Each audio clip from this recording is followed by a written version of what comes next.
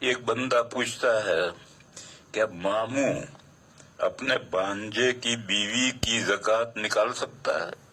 یہ مسئلہ میں نے ابھی سمجھا دیا کہ زکوٰۃ میں حالت اختیار میں بھی نیابت ہو سکتی ہے اور حالت اضطرار میں بھی نیابت ہو سکتی ہے۔ ایک آدمی نے زندگی میں زکوٰۃ نہیں نکالی اور موت کا وقت آیا تو اس نے وصیت کی کہ میرے مرنے کے بعد میری اتنی زکوٰۃ باقی ہے وہ ادا کرنا، تو یہ حالت اضطرار میں ورثہ نائب بنا ہے تو تہائی ترکے میں سے وہ زکوٰۃ ادا کریں گے۔ زائد میں سے اگر زکوٰۃ ادا کرنی ہے اور ورثہ عاقل بالغ ہے تو زائد میں سے بھی ادا کر سکتا ہے۔ مسئلہ عبادت بدنیہ میں نیابت کا ہے، عبادت مالیہ میں تو آپ کسی کو بنا، یہ تو مسئلہ ہے کہ آپ زکوٰۃ کس کو دے سکتے ہیں اور کس کو نہیں دے سکتے۔ تو وہ دو شخص جن کے درمیان میں ولادت کا تعلق ہے، جننے کا تعلق ہے، ان کو زکوٰۃ نہیں دے سکتے، اور وہ دو شخص جن کے درمیان میں زواج کا تعلق ہے، نکاح کا تعلق ہے، ان کو زکوٰۃ نہیں دے سکتے۔ میاں بیوی کو زکوٰۃ اپنی نہیں دے سکتا ہے، بیوی اپنی زکوٰۃ میاں کو نہیں دے سکتی، صدقہ نافلہ دے سکتا ہے، میاں بھی صدقہ نافلہ بیوی کو دے سکتا ہے اور بیوی بھی صدقہ نافلہ شوہر کو دے سکتی، زکوٰۃ نہیں دے سکتے۔ اسی طرح سے جن میں جننے کا تعلق ہے، اصول باپ ماں دادا دادی نانا نانی اوپر تک، اور نیچے فرو بیٹا بیٹی پوتا پوتی نواسا نواسی نیچے تک، ان میں جننے کا تعلق ہے، یہ ایک دوسرے کو زکوٰۃ نہیں دے سکتے۔ اور جن میں ولادت کا تعلق نہیں ہے جیسے کہ بھائی بہن، ان میں جننے کا تعلق نہیں ہے، چچا پھوپھی، ان میں جننے کا تعلق نہیں، دادا دادی نانا نانی ان کے ساتھ تو جننے کا تعلق ہے، لیکن چچا پھوپھی خالہ ماموں خالہ ان کے ساتھ جننے کا تعلق نہیں ہے۔ اگر وہ غریب ہیں زکوٰۃ کے مستحق ہیں تو ان کو زکوٰۃ دے سکتے ہیں۔ تو یہ تو الگ مسئلہ ہے کہ کن کن کو زکوٰۃ دے سکتے ہیں، کن کو زکوٰۃ نہیں دے سکتے۔ اور ایک مسئلہ یہ ہے کہ ایک کی زکوٰۃ دوسرا نائب بن کر کے دے، حالت اختیار میں یا حالت اضطرار میں، دونوں حالتوں میں دوسرا نائب بن کر کے دے سکتا ہے، کیونکہ زکوٰۃ میں مقصود غریب تک پیسہ پہنچنا ہے۔ تو عورت دے دے یا اس کا ماموں دے دے، ایک ہی بات ہے، یہ تو اس میں نیابت ہو سکتی ہے۔ کیا ماموں اپنے بھانجے کی بیوی کی زکوٰۃ نکال سکتا ہے؟ بھانجے کی بیوی کی نہیں، بھانجے کی بھی زکوٰۃ نکال سکتا ہے، حالانکہ بھانجے کے پاس خود مکان بھی ہے، ہونے دو، اور اچھا کھاتا بھی کھا بھی لیتا ہے، کھانے دو، اللہ اس کے مال میں برکت فرمائے، اس سے مسئلے پر کیا اثر پڑتا ہے؟ مسئلہ تو ہے زکوٰۃ میں ہر حال میں، باپ نے بیٹے سے کہا بیٹا میرے مال کی زکوٰۃ دے دے، بیٹے نے ابا سے کہا ابا میرے مال کی زکوٰۃ دے دے، جائز ہے، نیابت صحیح ہے۔ اسی طرح سے صدقۃ فطر یہ زکوٰۃ کے حکم میں ہے، صدقہ فطر ایک کا صدقہ فطر نیابتاً دوسرا کوئی بھی دے سکتا ہے۔ بس یہ مسئلہ الگ ہے کہ کن کن کو زکوٰۃ دینا جائز نہیں ہے، وہ مسئلہ الگ ہے، اور ایک زکوٰۃ و صدقہ فطر کے لیے دوسرا نائب بنا ہے، بغیر امر و اطلاع کے اگر کوئی زکوٰۃ ادا کرے گا تو نہیں ہوگی، لیکن حکم دیا یا اجازت دی یا دلالتاً عرفاً اجازت ہے تو پھر وہ زکوٰۃ دے سکتا ہے۔ اس کے بعد ایک مسئلہ پوچھتا ہے کہ ایک شخص کا سفر میں سال پورا ہوتا ہے، پھر وہ ایک ایسے کاروبار میں شریک ہوا جس کاروبار کا سال رمضان پر پورا ہوتا ہے، بس اب یہ اپنا سال بجائے سفر کے رمضان پر لے جانا چاہے تو لے جا سکتا ہے نہیں لے سکتا ہے؟ یہ سوال ہے کہ کون سے رمضان پر لے جانا چاہتا ہے؟ سفر سے پہلے جو رمضان گزر گیا وہاں لے جانا چاہتا ہے یا سفر کے بعد جو رمضان آئے گا وہاں لے جانا چاہتا ہے؟ اگر سفر سے پہلے جو رمضان گزر گیا اس رمضان میں لے جانا ہے تو کوئی مسئلہ ہی نہیں، یہ تو زکوٰۃ واجب ہونے سے پہلے زکوٰۃ دے رہا ہے، دے کون منع کر رہا ہے؟ اور اگر سفر کے بعد جو آئے گا 8 مہینے کے بعد جو رمضان آئے گا وہاں لے جانا چاہے تو پھر اب جو یہ زائد زمانہ اس کی زکوٰۃ الگ سے دینی پڑے گی. یہ سفر زکوٰۃ ادا کرتا تھا, آگے جتنے مہینے ہیں ان کی زکوٰۃ ان کا بھی حساب کر کے زکوٰۃ دینا ہو. تو آگے رمضان میں لے جاتا ہے تو مسئلہ کھڑا ہوتا ہے, اور اگر پچھلے رمضان پہ لے جاتا ہے تو کوئی مسئلہ ہی نہیں. لاک ڈاؤن کی وجہ سے کام کاج معطل ہو گیا ہے. لاک ڈاؤن کی وجہ سے کام کاج معطل ہو گیا ہے. مجھے لوگوں نے بتلایا کہ شراب کی تو دکانیں کھل گئی ہیں. کہاں معطل ہو گیا؟ خوب شراب پی رہے ہیں لوگ, اور گھر میں کچھ کھانے کو نہیں ہے. کیا ایسے لوگوں کو زکوٰۃ کی رقم دی جا سکتی ہے؟ یہاں وہی مسئلہ آتا ہے کہ اگر چھوٹے نصاب کا مالک ہے تو اس کو زکوٰۃ دینا جائز نہیں. لیکن آج کل مصیبت یہ ہے کہ مفتی صاحب کہتے ہیں کہ موبائل ضرورت سے زائد ہے, ٹی وی ضرورت سے زائد ہے, گھر میں جو پرانے برتن بڑے بڑے تانبے پیتل کے رکھے ہیں یہ ضرورت سے زائد ہے, عورت کے پاس کپڑے ہیں وہ ضرورت سے زائد ہے. اب ان کو بیچنے کہاں بیچ کر کے گھر میں کھانا روٹی لائے گا؟ بیچنے جانے کے لاک ڈاؤن کے زمانے میں تو بیچ بھی نہیں سکتا. بس اس پریشانی کی صورت میں ایسے آدمی کو چاہے وہ چھوٹے نصاب کا مالک ہو اس کو زکوٰۃ کی رقم دی جا سکتی. لیکن اگر لاک ڈاؤن نہیں ہے تو اس کے بعد جو ضرورت سے زائد چیزیں ہیں ان کو بیچ کر اپنا گزارا کرے, زکوٰۃ کے پیسے کیوں لے؟ لیکن آج کل تو بیچ بھی نہیں سکتا, بیچنے کے لیے بھی کہا جائے گا. اس لیے آج کل کے زمانے میں اس کو زکوٰۃ دی جا سکتی. ایک آدمی ہے اس کی حالت اچھی نہیں ہے, وہی مسئلہ آیا کہ وہ سید ہے, مرد بھی سید ہے عورت بھی سید ہے, اور حالت اچھی نہیں ہے, بہت غریب ہے کمزور ہے, تو ہیلا کر کے اس کو زکوٰۃ دیں. تو اس سلسلے میں سمجھو کہ آج کل جو دنیا میں آج کل زکوٰۃ جو حرام تھی وہ 5 خاندانوں کے لیے حرام تھی. حضرت علی کرم اللہ تعالی وجہہ کے 2 لڑکے حضرت علی اور حضرت عقیل اور حضرت عباس رضی اللہ تعالیٰ عنہ اور نبی پاک صلی اللہ علیہ وسلم کا خاندان اور ایک چچا تھے حضور کے حارث ان کی اولاد, ان 5 خاندانوں کے لیے زکوٰۃ حرام ہے.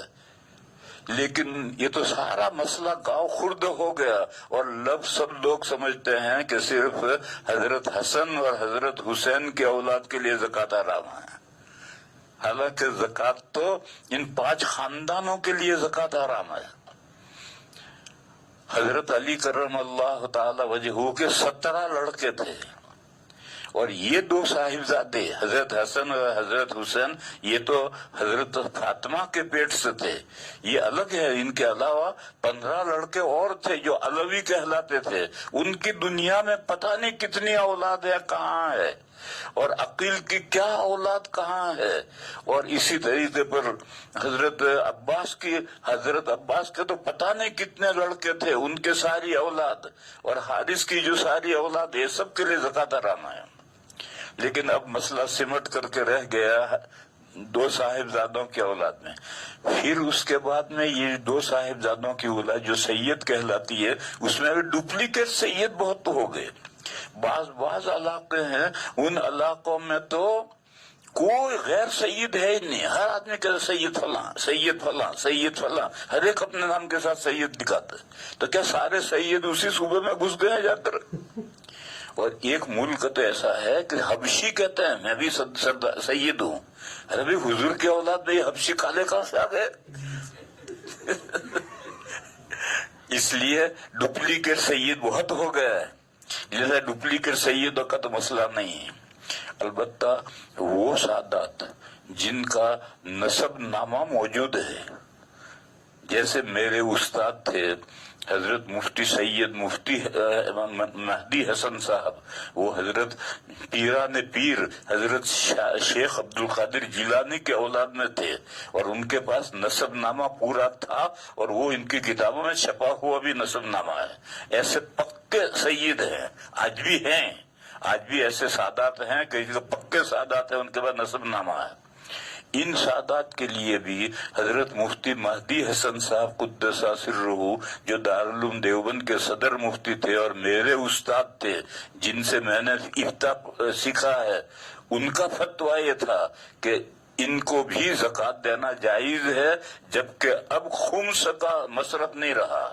جہاد اور جہاد میں مال غنیمت اور مال غنیمت میں سے خمس وہ مصرف اب باقی نہیں رہا، تو ان کو اس میں سے یہ زکوٰۃ ان کو دینا جائز ہے۔ اگرچہ عام طور پر مفتی اس کی اجازت نہیں دیتے، میں بھی نہیں دیتا، میرے استاد کا فتویٰ تھا، لیکن میں بھی یہ فتویٰ نہیں دیتا۔ میں تو یہ کہتا ہوں کہ بھئی زکوٰۃ کے بارے میں تو یہ 40واں جو ہے زکوٰۃ، اس کے بارے میں کیوں پوچھتا ہے؟ تیرے پاس جو 39 حصے جو باقی ہے، کیا تو اپنے پیغمبر کی اولاد کی تعاون ان 39 حصوں میں سے نہیں کر سکتا جو تو 40 کے بارے میں پوچھتا ہے؟ اس لیے ہیلے حوالے کرنے کی ضرورت کیا ہے زکوٰۃ کے لیے؟ ارے بھائی تیرے پاس جو 39 حصے ہیں جو زکوٰۃ کے علاوہ ہے، ان میں سے کرنا مدد ان سادات کی۔ مغرب اور عشاء کے فرائض کے آخری شفعوں میں قراءت سری واجب ہے، میں نہیں جانتا کہ واجب ہے۔ جماعت سے نماز پڑھ رہے تو پہلی جو 2 رکعتیں ہیں اس میں جہرن پڑھنا واجب ہے، یہ تو میں جانتا ہوں، لیکن آخری رکعتوں میں تیسری اور چوتھی میں سرن پڑھنا واجب ہے، میں نہیں جانتا، مجھے یاد نہیں مسئلہ۔ اگر کوئی جہر کر لے تو نماز ہوگی یا نہیں ہوگی؟ دیکھو میرے بھائیو، ایسے مسئلے مجھ سے مت پوچھو، میں کوئی کتابیں لے کر دارالفتاء کھول کر یا تھوڑی بیٹھا ہوں جو کتابوں میں دیکھ کر تمہیں مسئلے بتاؤں گا۔ یہ سارے ہندوستان میں بے شمار دارالفتاء ہیں، ان دارالفتاءوں سے مسئلے پوچھو۔ ایسا ہی امام مغرب کی نماز میں سورہ 3 پڑھ رہا ہے اور اللہ چھوڑ دیا تو نماز ہوئی یا نہیں ہوئی؟ مجھے کیا معلوم، یہ دارالفتاءوں سے پوچھو۔ یہ سب مسائل ایسے ہیں کہ ان کے لیے کتابیں چاہیے، کتابوں میں دیکھ کر کے جواب دیا جائے گا، ویسے سر اٹھا کر کے جواب نہیں دیا جاتا۔ ایسے باتیں مت پوچھو مجھ سے۔ اس کے بعد ایک سب بندہ کہتا ہے کہ آپ نے کہا تھا کہ تلقی من الخارج جائز نہیں ہے، اور یہ بھی مسئلہ آپ نے بتلایا کہ ایک آدمی تنہا نماز پڑھ رہا تھا، دوسرے نے آ کر کہا کہ میں آپ کی اقتدا کر رہا ہوں، اور امام تنہا پڑھنے والے نے امام ہونے کی نیت کر لی، تو اب اس کو امامت کا ثواب بھی ملے گا اور امامت کے احکام بھی لازم ہوں گے۔ تو وہ کہتا ہے کہ کہنے والے نے کہا کہ میں اقتدا کر رہا ہوں، اور اس نے سن کر کے امامت کی نیت کر لی، تو تلقی من الخارج ہوئی۔ یہ تلقی من الخارج کو سمجھا ہی نہیں۔ دیکھو ہم نماز پڑھ رہے ہیں، یہ دار قبلے پر بڑے موٹے حروف میں لکھا ہے نصر من اللہ و فتح قریب۔ نماز پڑھتے ہوئے نظر پڑی اور سمجھ گئے ہم، تو یہ سمجھ جانا ہے، اسے نماز فاسد نہیں ہوتی، یہ تلقی من الخارج نہیں ہے۔ اگر آپ پڑھے، چاہے جہرن میں پڑھے سرن پڑھے، تو نماز فاسد ہوگی، لیکن نظر پڑھنے سے سمجھ جانے سے نماز فاسد نہیں ہوتی۔ اسی طرح سے کسی نے کہا کہ آپ نماز پڑھ کے تھوڑی دیر رکے رہیں، آپ نے سن لیا اور آپ سمجھ گئے، تو اس سے نماز فاسد نہیں ہوتی، اور یہ تلقی من الخارج نہیں ہے، تو تلقی من الخارج کو سمجھتا ہی نہیں ہے۔ اس کے بعد ایک بندہ پوچھتا ہے کہ میں مکتب کا ٹرسٹی ہوں۔ دیکھو سوال سمجھو، میں مکتب کا ٹرسٹی ہوں، ہمارے یہاں بچوں کی فیس جمع ہوتی ہے، اس سے علماء کی تنخواہ یعنی اساتذہ کی تنخواہ دینے کے بعد رقم بچ جاتی ہے جو تقریباً سالانہ 2 لاکھ ہوتی ہے، تو اس رقم کو کہاں خرچ کر سکتے ہیں؟ سوال یہ کہ تم بچوں سے اتنے زائد رقم فیس لیتے کیوں ہو؟ اپنے ضرورت گزارے کے بقدر فیس لو، کیوں بچاتے ہو؟ اب یہ پوچھتا ہے کہ اب یہ جو 2 لاکھ روپے ہر سال کے 2 لاکھ روپے جمع، ان کو کہاں خرچ کریں؟ ارے سروس یہ میرے دوست احباب کہہ رہے ہیں کہ مدرسین کو بیچاروں کو ناشتے کے بقدر بھی تنخواہ نہیں دیتے ہو، ان کی تنخواہیں بڑھاؤ، اور بڑھا کر کے جو تنخواہوں کی ضرورت ہے اس ضرورت کے بقدر فیس لو، اسے زائد فیس لیتے کیوں ہو؟ یہ تو سروس چارج ہے، یہ تو سروس چارج ہے، جتنی سروس کرتے ہو اتنا چارج الگ کر لو، اس سے زائد پیسے لے کر کے بیلنس کر کے بھی مسئلے پوچھتے ہو کہ یہ رقم کہاں خرچ کریں، اور اساتذہ کی تنخواہیں بڑھاؤ اور طلباء سے فیس اتنی ہی لو کہ جتنی تمہاری ضرورت ہے۔ اس کے بعد ایک بندہ پوچھتا ہے کہ آپ نے فرمایا تھا کہ آخرت غیب ہے اور رسول اللہ صلی اللہ علیہ وسلم کو آخرت کا علم ہے، تو رسول اللہ صلی اللہ علیہ وسلم کو علم غیب کیوں نہیں؟ علم غیب تو سب کو ہے، ہمیں بھی ہے، لیکن غیب کلی یعنی جتنا اللہ جانتے ہیں اتنا سارا علم حضور کو نہیں تھا، نہ ہمیں ہے نہ حضور کو تھا، اور جتنا علم اللہ نے اپنے رسولوں کو بتلا دیا اب وہ غیب نہیں رہا۔ قرآن کریم میں سورہ جن کے آخر میں ہے فَلَا يُظْهِرُ عَلَىٰ غَيْبِهِ أَحَدًا، اللہ اپنے غیب سے کسی کو واقف نہیں کرتے، إِلَّا مَنِ ارْتَضَىٰ مِن رَّسُولٍ فَإِنَّهُ يَسْلُكُ مِن بَيْنِ يَدَيْهِ، جس رسول کو جتنا غیب بتلانا ہوتا ہے وہ بتلا دیا، پھر اس رسول نے وہ غیب اپنی امت کو بتلا دیا، تو اب وہ امت کے لیے بھی غیب نہیں رہا۔ قرآن کریم میں ہے، میں 20ویں پارے کے بالکل شروع میں ہے، قُلْ لَا يَعْلَمُ مَنْ فِي السَّمَاوَاتِ وَالْأَرْضِ الْغَيْبَ إِلَّا اللَّهُ وَمَا يَشْعُرُونَ أَيَّانَ يُبْعَثُونَ، کہو کہ آسمانوں میں اور زمین میں جتنی پوشیدہ باتیں ہیں ان کو اللہ کے سوا کوئی نہیں جانتا۔ پھر مثال ماری، بتاؤ دوبارہ مرنے کے بعد تم زندہ کب ہوگے؟ کوئی بھی نہیں جانتا۔ یہ ایک مثال ماری ہے کہ مثال بتاؤ کہ تم مرنے کے بعد کب زندہ ہوگے، کوئی نہیں جانتا۔ تو جو باتیں اللہ نے بتلا دی وہ غیب نہیں رہی، نبی کو بتا دی وہ غیب نہیں رہی، امت کو بتا دی وہ غیب نہیں رہی۔ تو آخرت کی اور دوسری دنیا کی جتنی جنت جہنم کی جتنی باتیں حضور کو تو لے جا کر کے دکھایا اور دکھا کر کے، اور حضور نے آ کر ہمیں بتایا، یہ چیزیں غیب نہیں ہیں، لیکن اللہ کے علوم اتنے ہی نہیں ہیں۔ اللہ کے علوم تو لا تعد غیر منحصر اللہ کے علوم ہیں، وہ جو اللہ کے علوم غیر منحصر ہیں، جو اللہ نے انبیاء کو بھی کسی نبی کو بھی نہیں بتائے ہیں۔ یہی ایک مثال ہے کہ مخلوقات مر رہی ہے، مرنے کے بعد کب زندہ ہوگی اس کو کوئی نہیں جانتا۔ بس یہ جو غیب کلی حضور کو نہیں ہے، لیکن جزوی غیب تو حضور کو بھی تھا، اور حضور نے ہم کو بھی بتایا ہے۔ ہم فرشتوں کو مانتے ہیں، جنت کو مانتے ہیں، جہنم کو مانتے ہیں، یہ سب ہمارے لیے غیب ہی تو ہے، اور پھر ہم جانتے ہیں، لیکن یہ ہم خود نہیں جانتے، اللہ کے نبی نے بتایا ہے۔ اسی طرح سے اللہ کے نبی کو وحی کے ذریعے سے جو بتایا، دیکھو میں مثال دوں، یہ جو قرآن کریم ہے یہ حضور کے زمانے تک غیب تھا، یہ لوح محفوظ میں متمثل ہوا تھا، وہاں سے آگے نہیں تھا، بس لوح محفوظ میں ہی ہے، اور اس کو کوئی نبی نہیں جانتے تھے۔ جب دنیا میں قرآن نازل کرنے کا وقت آیا تو پھر پہلا تمثل، اس نے دوسرا تمثل اختیار کیا، بیت معمور میں آیا، پھر وہاں سے جبرائیل کے ذریعے حضور پر آیا، اب آہستہ 23 سال میں پورا قرآن کریم آ گیا۔ اب قرآن کریم حضور کے لیے غیب نہیں رہا، اور اب یہ قرآن کریم ہمارے بھی غیب نہیں رہا، لیکن حضور پر نزول شروع ہوا، اس سے پہلے تو قرآن کریم بھی غیب تھا۔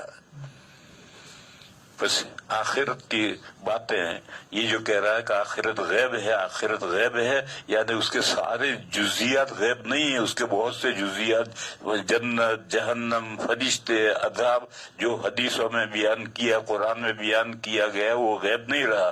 باقی جو باتوں کا بیان نہیں آیا وہ غیب ہے۔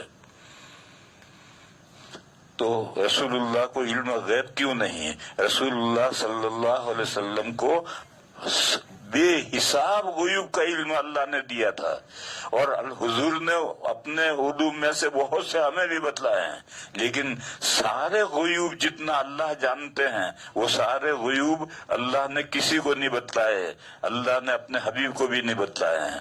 اور خود قرآن کریم میں ہے کہ 5 باتیں غیب کی چابیاں ہیں، یعنی غیب ایک بہت بڑا محل ہے، وہ بند ہے، اس کا تالا بند ہے، اس کی چابی ہے، وہ چابی ہے 5 باتیں ہیں. مثلاً ایک بات یہ ہے کہ جب میاں بیوی ملتے ہیں اور نطفہ مادر رحم میں پڑا، اب اس نطفے پر کیا کیا احوال گزریں گے کوئی نہیں جانتا، اللہ جانتے ہیں. یہ نطفہ ٹھہرے گا یا گر پڑے گا، ٹھہرے گا تو بچہ ہوگا نہیں ہوگا، ہوگا تو لڑکا ہوگا لڑکی ہوگا، عمر دراز ہوگا، پیدا ہوتے ہی مر جائے گا، نیک بخت ہوگا بدبخت ہوگا، تندرست ہوگا بیمار ہوگا، پتہ نہیں کتنے احوال ہیں. قرآن کریم میں من نہیں ہے. جو لوگ عربی جانتے ہیں وہ سمجھ سکتے ہیں کہ یعلم ما فی الارحام، وہ چیز جو بچہ دانیوں میں ہے، یعنی نطفہ بچہ دانیوں میں پڑا، ابھی وہ ماں ہے یعنی غیر ذویل العقل ہے، اس پر کیا کیا احوال گزریں گے یہ سب اللہ کو پتا ہے. اور یہ ایک چابی ہے کہ یہ بچہ دانی میں جا کر کے یہ نطفہ پڑا، یہ ایک چابی ہے. اس کے بعد جو کچھ آگے پیش آنا ہے وہ سارا اللہ جانتا ہے اور کوئی نہیں جانتا. نبی پاک صلی اللہ علیہ وسلم سے جب پوچھا گیا متسا، تو حضور نے فرمایا کہ یہ جو قیامت کب آئے گی یہ تو ان 5 باتوں میں سے پہلی بات ہے جس کو اللہ کے علاوہ کوئی نہیں جانتا. ان اللہ عندہ علم الساعہ، اللہ کے پاس ہی قیامت کا علم ہے. لہذا نہ میں جانتا ہوں نہ آپ جانتے ہیں، اور آپ جتنا جانتے ہیں کہ قیامت آنے والی ہے میں بھی اتنا جانتا ہوں، اور کب قیامت آئے گی آپ بھی نہیں جانتے میں بھی نہیں جانتا. اس لیے نبی پاک صلی اللہ علیہ وسلم کو علم غیب نہیں تھا. یہ کون کہتا ہے غیب نہیں تھا؟ بے شمار غیوب کا علم اللہ نے دیا ہے. اور یہ آیت ہے کہ فلا یظہر علی غیب احد الا من ارتضی من رسول فانه یسلک من بین یدیہ ومن خلفہ رصدا. بس یہ غیب تو تھا، غیب کلی کسی کو حاصل نہیں. اور کچھ بندے کہتے ہیں ذاتی اور عطائی کا فرق کرتے ہیں، ذاتی اور عطائی کا فرق محمل ہے. اللہ کا علم ذاتی بھی ہے، اور اللہ نے جو اپنا ذاتی علم ہے کسی کو نہیں دیا ہے، وہ اللہ کے ساتھ خاص ہے. اور فرمایا کہ کہہ دو کہ لا یعلم من فی السماوات والارض الغیب الا اللہ. کہہ دو کہ آسمانوں میں اور زمین میں چھپی چیزوں کو اللہ کے سوا کوئی نہیں جانتا. وآخر دعوانا ان الحمدللہ رب العالمین.